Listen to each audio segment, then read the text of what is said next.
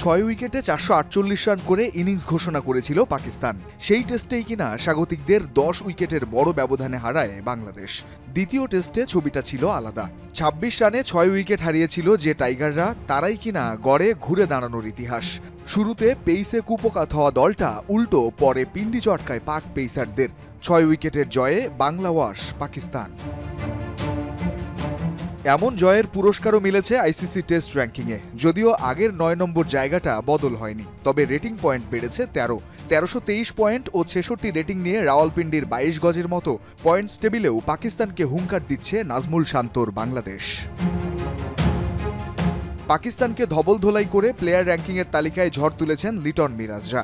ব্যাটিংয়ে 12 ধাপ এগিয়ে 15তম অবস্থানে উঠে এসেছেন লিটন দাস।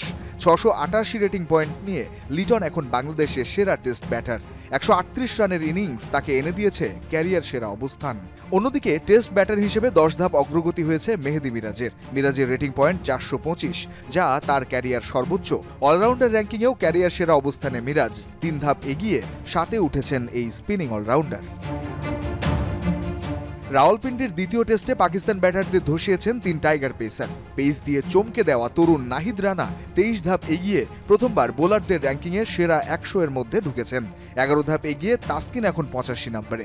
ক্যারিয়ার সেরা 264 রেটিং অর্জন করেছেন তাসকিন আহমেদ। ক্যারিয়ার সেরা রেটিংয়ে দেখা পেয়েছেন হাসান মাহমুদও। 367 রেটিং পয়েন্ট নিয়ে হাসানের বর্তমান অবস্থান 57, এগিয়েছেন 16 ধাপ।